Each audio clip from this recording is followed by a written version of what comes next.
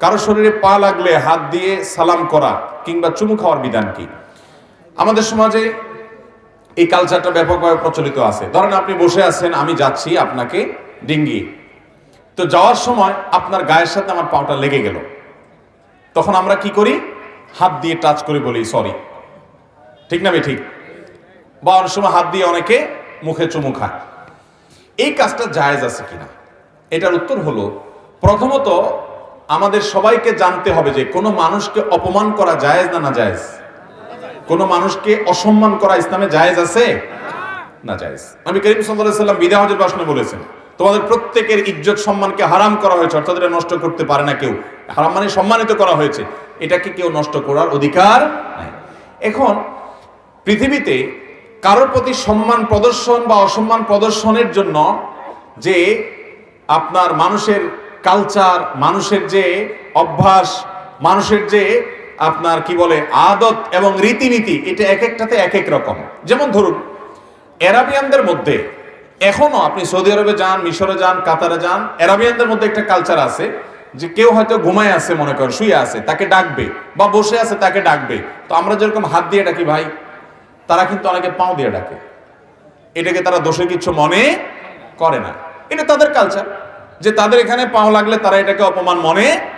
কিন্তু আমাদের সমাজ যদি আপনি কাউকে যদি আমার গায়ে যদি পাও দিয়ে একটা উষ্ঠা মেরে বলেন ভাই এদিক তাকান, মায়ের একটাও নিচে পড়বে যে বেটা বেয়াদব পাও দিয়ে মানুষকে ডাকে, এটাকে আমাদের সমাজে মানুষকে অসম্মান করা মনে করা হয়, ঠিক না ঠিক? এটা অনেকটা গালির মতো। গালি, কিছু গালি আছে, এই গালিগুলা কোন কোন এলাকার মানুষের কাছে গালি না, এটা বলি। আবার ওই একই কথা কোন কোন এলাকায় কি গালি। যেমন ব্যাংককে এয়ারপোর্টে বারবার করে ঘোষণা দিচ্ছে ভদ্রমহিলা, তো ঘোষণার মধ্যে একটা কথা আসছে বারবার, আমি একা একা বসে মিটমিট করে হাসছিলাম, হাই রে, এটা আমার দেশে যদি বলে থাপ্পড় একটাও নিচে পড়বে না। অথচ এটা নিশ্চয়ই ভালো অর্থে ভদ্রমহিলা বলতেছে, তাদের ভাষায় ওটা ভালো। তো কারোর গালি কারোর বুলি আছে না নাই? এখন যেখানে গালি হিসাবে যে অনেক এক্সাম্পল আছে, আমি এই উপমাগুলো দিব না, এই খারাপ শব্দগুলো আমি উচ্চারণ করতে চাই না। আপনারা জানেন আমাদের দেশে অনেক জায়গায় অনেক শব্দ আছে, এই শব্দটা সবাই খুব বলেন, অহরহ বলেন, মূল্যবান সম্পদ এটার নাম, কিন্তু একই শব্দ অন্য এলাকায় বললে মায়ের একটাও নিচে পড়বে না, আছে না নাই? শব্দের কথা আমি আর বললাম না। তো এখন যেখানে যেটা গালি, ওখানে যদি আপনি ওইটা উচ্চারণ করেন, তাহলে সেক্ষেত্রে আপনি যতই বলেন না আমার উদ্দেশ্যটা ছিল না, আপনার মায়ের একটাও নিচে পড়বে না, কারণ ওখানে ওইটা গালি হিসাবেই ব্যবহৃত হয়। ঠিক একইভাবে আমাদের সমাজে পাও লাগলে এটাকে যদি মানুষ অপমান মনে করে, এজন্য কারোর গায়ে ইচ্ছাকৃত পাও দিয়া উষ্ঠা দেওয়া, লাথি দেওয়া বা আপনার পাও দিয়ে আঘাত করা এটা উচিত না। কিন্তু যদি অনিচ্ছাকৃতভাবে লেগে যায়, তাহলে ভদ্রলোক মনে করতে পারে লোকটা আমাকে অপমান করলো, সেজন্য তার গায়ে হাত দিয়ে ইঙ্গিতে বোঝানো হয় যে আসলে এটা ভুলে হয়েছে। এই যে হাত দিয়ে টাচ করা হয় বা বলা হয় সরি, বা যেটাই করা হয়, এটার দ্বারা মূল উদ্দেশ্য কি, যে ভাই এই টাচটা অনিচ্ছাকৃতভাবে হয়েছে, আমি আপনাকে ইচ্ছাকৃত অপমান করতে চাই নাই, এটা না বোঝানো হয়? তো এই উদ্দেশ্যে যদি হয় তাহলে এটা জায়েজ আছে। এটা কি আছে? জায়েজ। কোরআন হাদিসের কোনো নির্দেশ না যে কারো পায়ে লাগলে, গায়ে পা লাগলে তোমাকে সালাম করতে হবে। সালাম এমনিই করতে হবে, এটা পায়ে লাগার কোনো সম্পর্ক, আর এটাকে সালাম বলাও ভুল, এটা সালাম না, এটা হলো শুধুমাত্র সরি বলা, যে ভাই আমার ভুল হয়েছে, আমি সেই ভুলটাকে কি করলাম, কারেকশন করলাম। কিন্তু তাই বলে ওখানে হাত দিয়ে শুয়ে বুকে শোয়া, মাথা শোয়া, এরকম কোনো শোয়াশুয়ির দরকার নাই, নির্দেশ ইসলাম দেয় না। জাস্ট আমরা তাকে ধরে যদি হাতটা দিয়ে পাল্টা বলি ভাই সরি, তাহলে সে বুঝবে যে লোকটা ভুলে লাগিয়েছে। অতএব এটা করাতে কোনো অসুবিধা নাই ইনশাআল্লাহ। একাধিক বিয়ের বিধান কি? যে ব্যক্তি একাধিক বিয়ে করে সমাজের লোকেরা তাকে হেয় প্রতিপন্ন করে, খারাপ মনে করে, এর কারণ কি? খুব দরকারি একটা প্রশ্ন।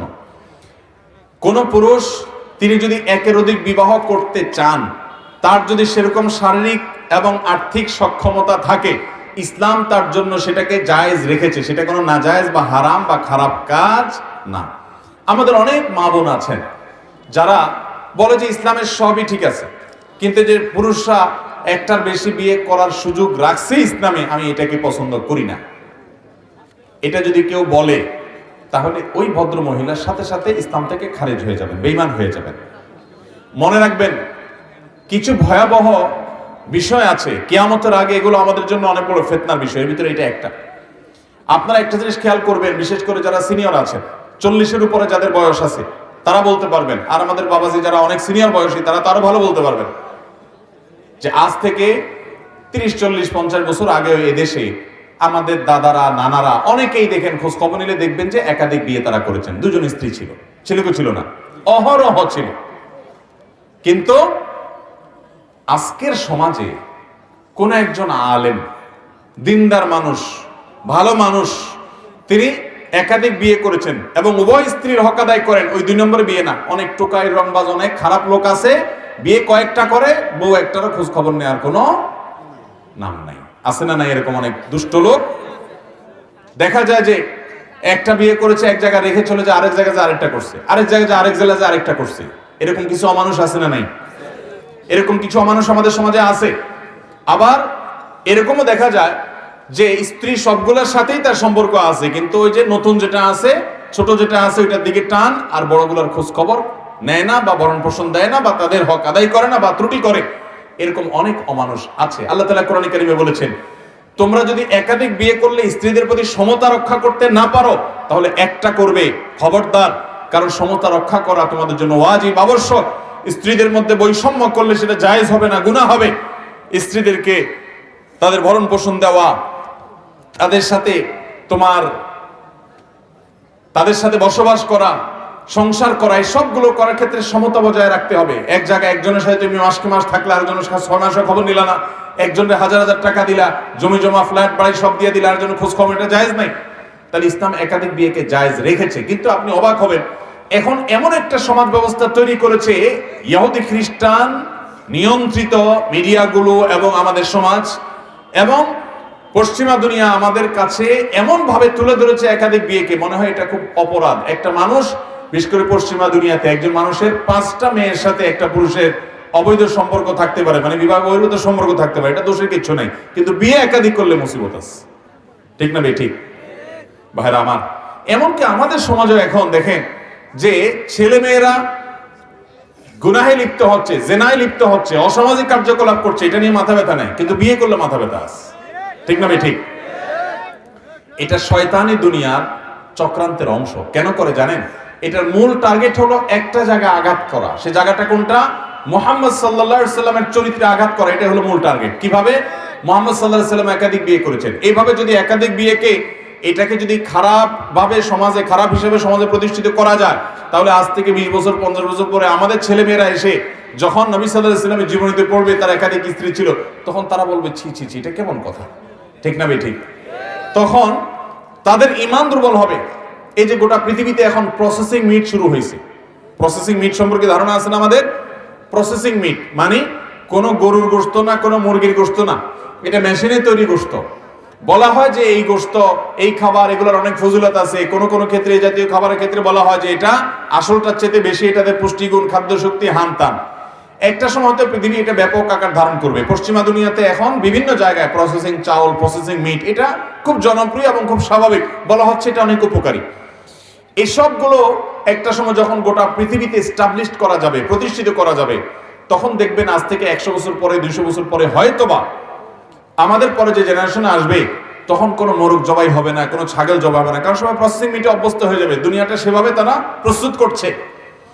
এই ইহুদি নিয়ন্ত্রিত দুনিয়াতে যখন সেটা প্রতিষ্ঠিত হবে, আর কোন বাচ্চা যখন নবী সাল্লাল্লাহু আলাইহি সাল্লামের সিরাত পড়বে, তার জীবনী পড়বে, সেখানে দেখবে যে নবী করিম সাল্লাল্লাহু আলাইহি সাল্লাম ছাগলের অমুক অংশ পছন্দ করতেন, তখন বলবে তিনি ছাগল জবাই করে খেতেন, একটা প্রাণীকে হত্যা করে খেতেন, ছি ছি ছি। বুঝেন নাই কথা? এইভাবে এদের মূল টার্গেটই হলো নবী করিম সাল্লাল্লাহু আলাইহি সাল্লামের চরিত্রে কি করা? আঘাত করা। বিধায় একাধিক বিয়ে, কোন নারী, কোন বোন আমার তার স্বামী আর কোন মেয়েকে বিয়ে করুক, তিনি এটা চান না, এটা চাইতেই পারেন। এটাতে দোষের কিছু না যে আমার স্বামী আমারই থাকুক আর কারোর না হোক। কিন্তু আল্লাহর বিধান যেটা দিয়েছেন সেটার যথার্থতার ব্যাপারে যদি সন্দেহ করেন, সংশয় করেন এবং সেটা যদি তার অশ্রদ্ধা থাকে, না মানেন, তো মনে রাখবেন এটা ঈমান হরণকারী বিষয়। অনেক বিষয় আছে পরীক্ষা, আপনার বুঝে আসবে না, আপনার ভালো লাগবে না, সেটাকে আপনি যদি মানেন তারপরে তো জান্নাত পাবেন। সবকিছু আপনার সুবিধা মতো হলে আপনি মানবেন, না হলে মানবেন না, তাহলে কিভাবে জান্নাত আশা করেন? আল্লাহ তাআলা আমাদেরকে এই জাতীয় বিষয়গুলোতে ঈমান রক্ষা করার মতো বিশ্বাস যেন আমাদের থাকে, সেরকম তৌফিক দান করুন, এবং আমরা যেন ঈমান হারা হয় এরকম কোনো কথা না বলি।